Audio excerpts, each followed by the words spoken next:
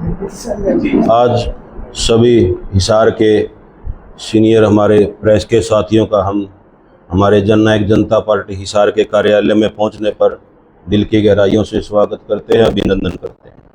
आज का जो हमारा विषय है, जननायक जनता पार्टी हिसार इकाई ने अपनी कार्यकारिणी का विस्तार किया है।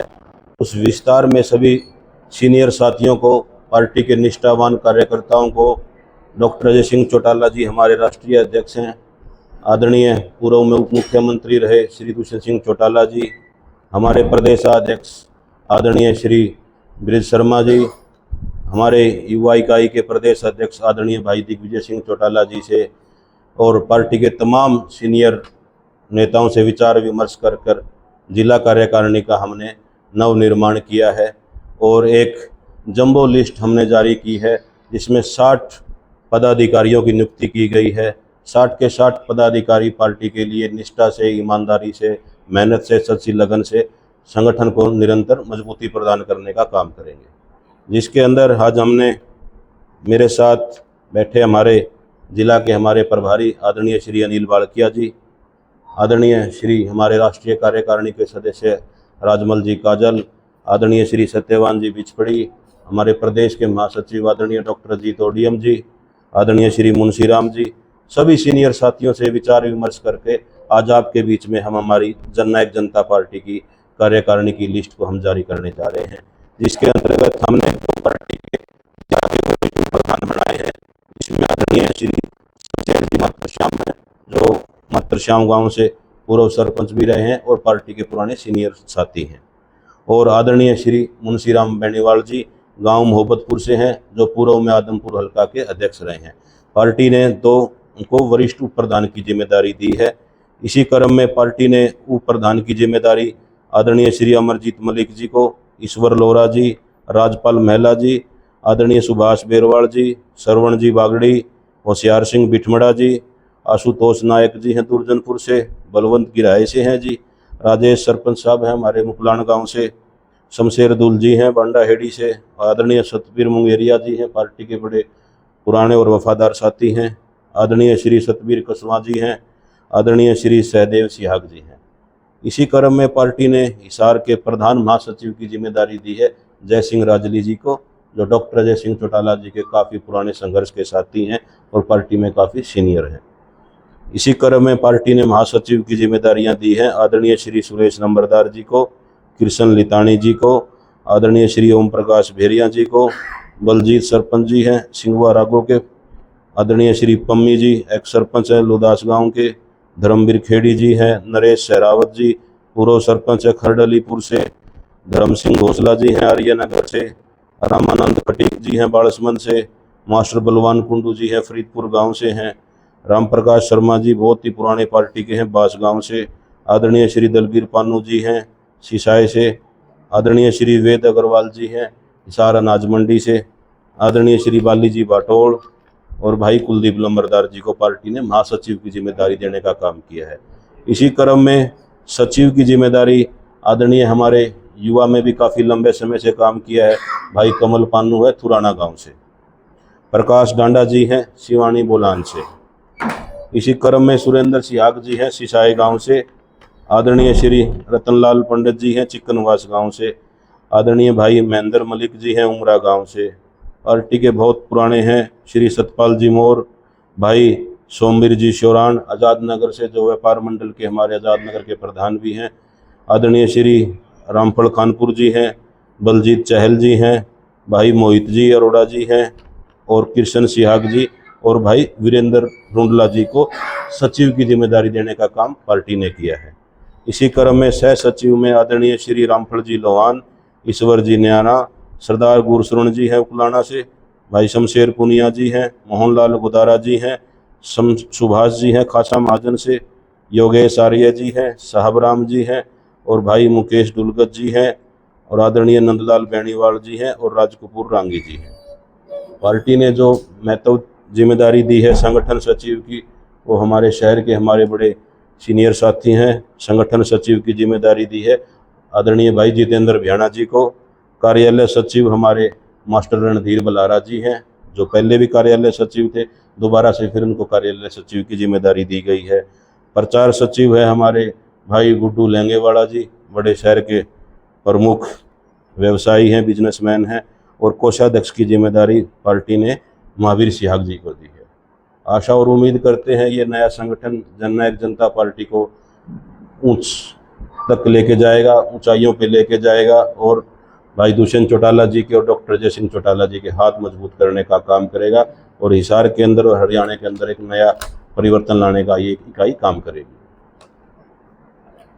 25 सितंबर को लेकर क्या प्रोग्राम है? जननायक जनता पार्टी पूरे प्रदेश में 112 जगह पर 112वीं जयंती है चौधरी देवीलाल जी की, तो 112 प्रोग्राम कर कर जननायक जनता पार्टी चौधरी देवीलाल जी का जन्मदिवस मनाने जा रही है। इस इकाई में हम जो चौधरी देवीलाल जी के साथ न्याय युग में रहे हैं, चाहे जो भी आज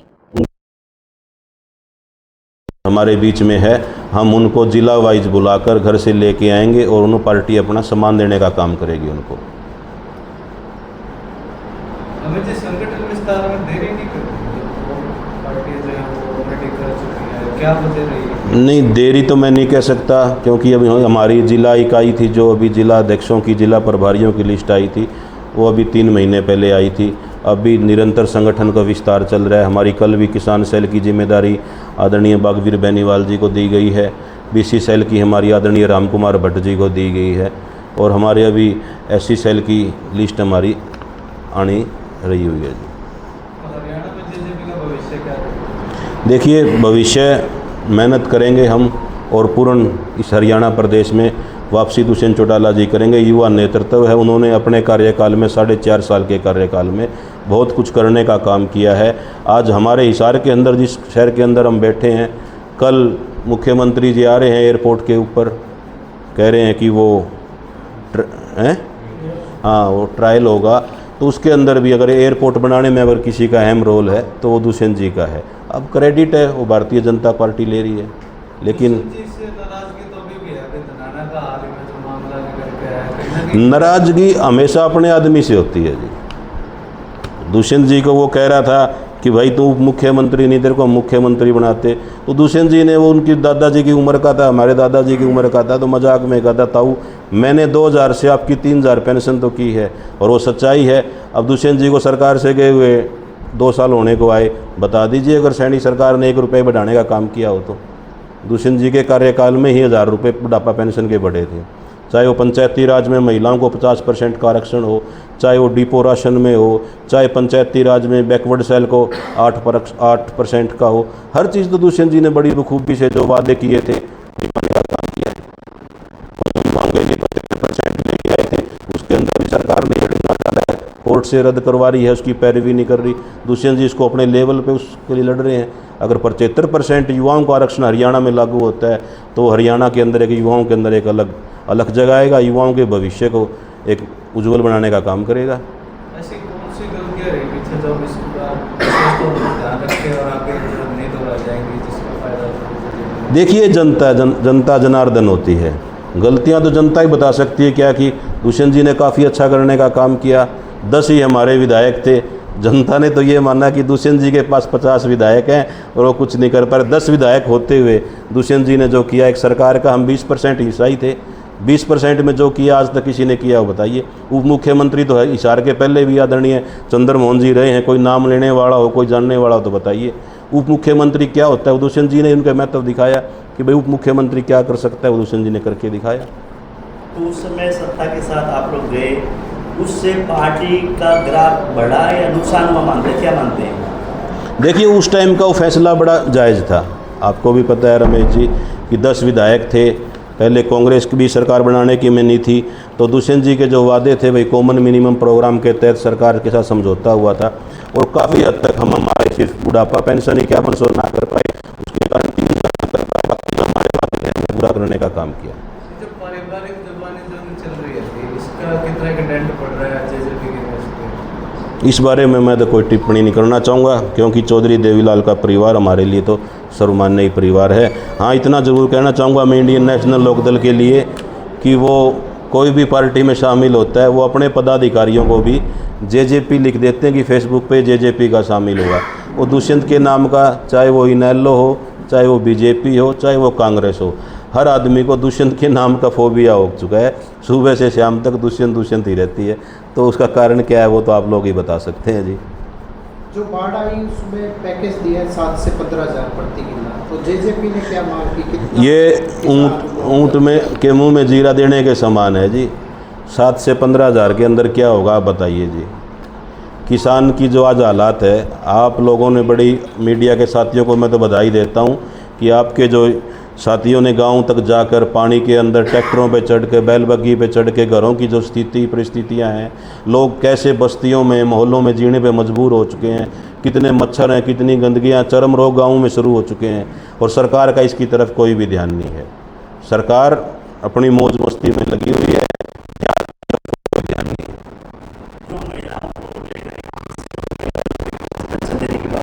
चुनावी घोषणा था लेकिन इसमें निर्धारित किया गया, क्या मानते हैं सबको मिलना चाहिए था या सरकार का कदम ठीक है कि आय के हिसाब से दिया गया? देखिए, सरकार ने कहा था महिलाओं को देंगे, बीजेपी ने वादा किया था कि हम महिलाओं को देंगे। उसके अंदर अगर इनके मैनिफेस्टो में अगर ये कोई था कि हम इस के क्राइटेरिया बनाएंगे तो ठीक है, बना लो। जब मैनिफेस्टो में इनके अंदर कोई क्राइटेरिया नहीं था, सिर्फ उसमें ये लिखा गया था कि महिलाओं को देंगे, तो अब ये क्राइटेरिया कहाँ से आया? मैं तो सवाल करना चाहता हूँ भारतीय जनता पार्टी से, भैया अब क्राइटेरिया किस बात का?